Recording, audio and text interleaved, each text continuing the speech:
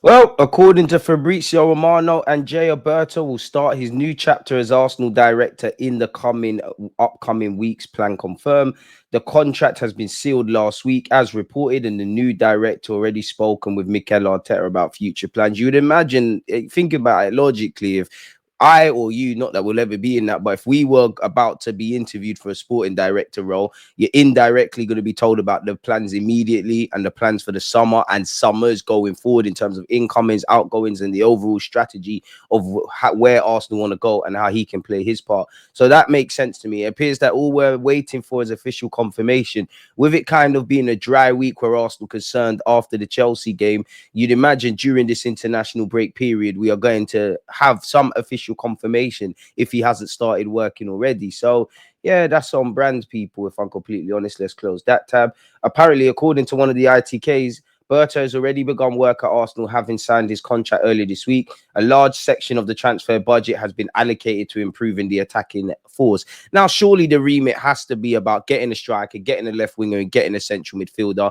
Then after that, sorting out the goalie, sorting out the left back, and clearly, kind of simultaneously getting something in terms of outgoings. We can speculate about which players need to go, but we don't necessarily know that these players are going to go. But you'd imagine sorting out and potentially getting funds for the Kiviors, for the Zinchenko's, sorting out what we're doing with Partey and Jorginho if we haven't already, and how that has ramifications. So we have to see. And I don't need to tell you, the Sakas, the Magalhaes, the Salibas contracts have to be priority, top priority simultaneously. So I hope that's the case. David Ornstein earlier this week said Arsenal are expected to have a pretty busy summer.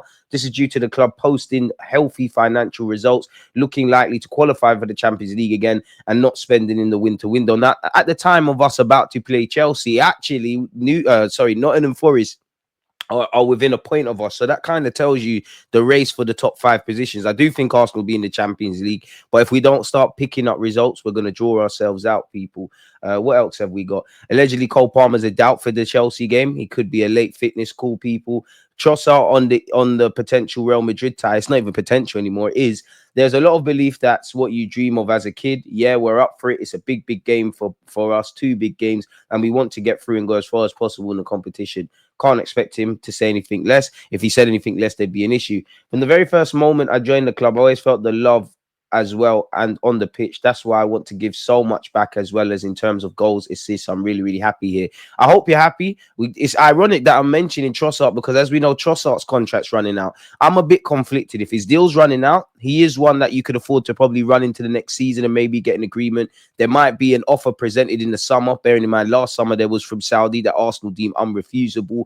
And in terms of outgoings, if you get a fee for Kivior, Zinchenko, who have a year left on their deals in the summer, Kivior, Trossard, Zinchenko, Kivior, Fabio Vieira, who scored again, Tavares, Lokonga, etc.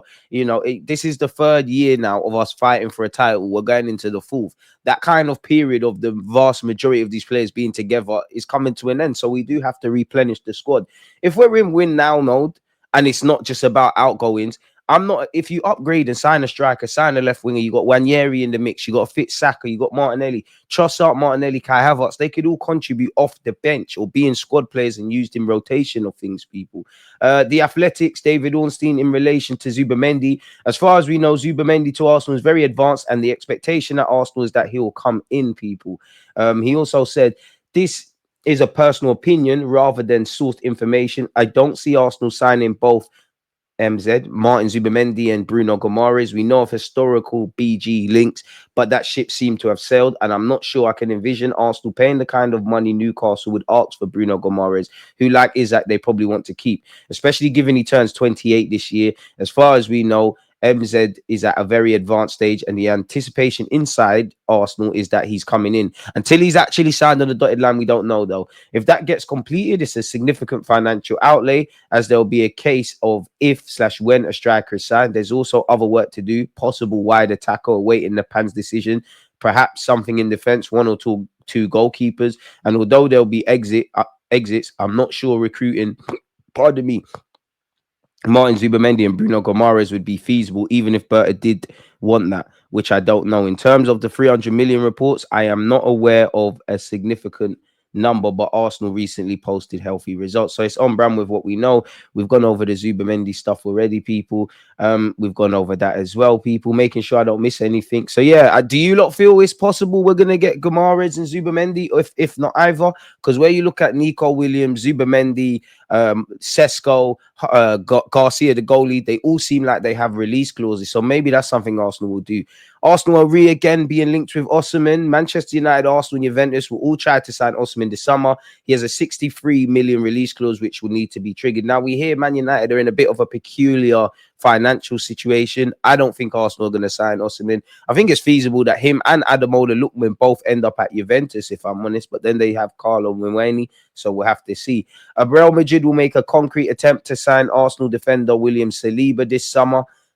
I can't expect that to not be the case, people. Apparently, Calafiori is backing Saka to breathe new life into Arsenal's season, but first they need to take care of Chelsea. Now, there's rumours that Bukayo Saka could be back in the build-up to, better yet, post-international break. So we'll have to see. Real Madrid were linked with Calafiori in the summer. If we jump ahead, apparently, Arsenal are demanding 67.5 million from Real Madrid if they want to sign him now. Bearing in mind, he just got his feet under the door at Arsenal, and I can't see how he upgrades anything at Real Madrid. Respectfully to Calafiori, because I've got time for him. If you're going to sign Arsenal defenders, you're going for Gabriel Magalhaes. In no order, Gabriel Magalhaes, Saliba, and Timber. They're the three. You might look at a young Lewis Skelly, being English and young and all of those things, before you look at Calafiori at this moment in time. Quality player, though. And the same goes for Saka. We'd all love to see him back. Arsenal allegedly, if you listen to the Mail Sport, have made contact with Athletic star Nico Williams reps over a potential transfer in what could be one of the coups of the summer. Another one with a release clause, people. 3 goals in just 6 minutes, and Forest are just sat 1 point behind Arsenal in the Premier League. Nuno Espirito Santo is causing issues. They've got 54 points. We've got 55. Chelsea, if they get 49, could actually draw parity. Obviously, Newcastle and actually Liverpool are playing in the cup final, so there will be a case of a game in hand. Well, where Newcastle are concerned, where Liverpool actually could afford that, and I think they've got Everton midweek. Arsenal, Chelsea, and Man United would have to pay Victor Gyökeres full release clause of 100 million euros to sign him this summer. I mean, that's something we've heard already. Barcelona allegedly have made Isaac a priority target. He's considered the perfect long-term replacement for Robert Lewandowski. But can they afford him, which is the case for Arsenal? I think Gyökeres ends up either this summer at Bayern Munich or Barcelona. Don't ask me why. That is just what I believe. Allegedly, Leroy Sané is ready to take a pay cut in order to join Arsenal. He'll be a free agent in the summer. He's worked with Mikel Arteta before, as you know. So I don't expect them rumours to go anywhere. We've gone over the 300 million shouts and all of those kind of things. You can see how excited I am, people, to speak about that with you lot. What else have we got? Hopefully we get another scoreline like this where White scores again and Arsenal win 5-0. We've been linked with a Georgian wonder kid who's actually been linked with Liverpool, Chelsea, and Real Madrid. Chelsea, who have signed 2 wonder kids this week playing real life Football Manager. The last Georgian talent that people tried to say was lit and people didn't want to listen is doing all right at PSG. It would have been great for us. He's a 16-year-old left back, so it's a developmental signing. Arsenal are keen to secure the signing of Georgian talent Saba Kharebashvili. Forgive me for mispronunciation. We're told the 16-year-old left back has caught the eye of Arsenal scouting team, who has been closely monitoring his progress in recent months. The Gunners have made inquiries about him and are said to be seriously considering a move for him, but he can't join us until he's 18. Sources have told us that reps are extremely impressed by the club's approach to youth development, the North London side's ability to nurture young talent, giving them a potential edge in negotiations. He'd be seen as part of Arsenal's long-term plan at left back, with Mikel Arteta eventually planning to transition Miles Lewis-Skelly back into midfield where he started his career. The Dynamo Tbilisi wonder kid made history last summer, becoming the youngest player to feature in a UEFA Cup competition at just 15 years old. So that's going to put you on the radar naturally. However, signing him may not be straightforward for Arsenal. He'd be unable to sign for us properly until 2027 because he's 16. He'd have to wait until he's 18, people. And then apparently he'd be 18 in September 2026, but wouldn't be able to move to us until 2027.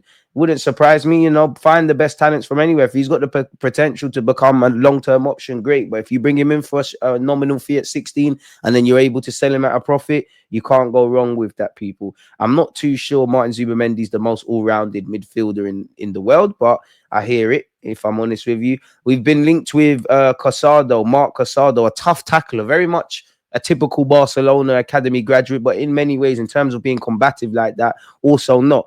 Barcelona refused to sell breakout academy star amid Arsenal interest. He may have made his first team debut under the management of Xavi Hernandez, but he's enjoying his proper breakthrough at senior level this season with Hansi Flick. And the way Hansi Flick plays with a great intensity, he's perfect to have in the squad beyond him being a typical Barcelona player, people. He does have passing ability, defensive nous. I would say he's tigerish and he's got tactical intelligence. Arsenal apparently are looking at him. We have shown the most serious interest in signing Casado from Barcelona in the summer. Would be a good 6 long-term option to have, people, especially where Jorginho and Partey could depart, and he is only 21 years of age. But as it says here, Barcelona are not interested in a potential sell. I mean, where Berta's concerned, he's got his work cut out. But what do we make of everything we've read so far?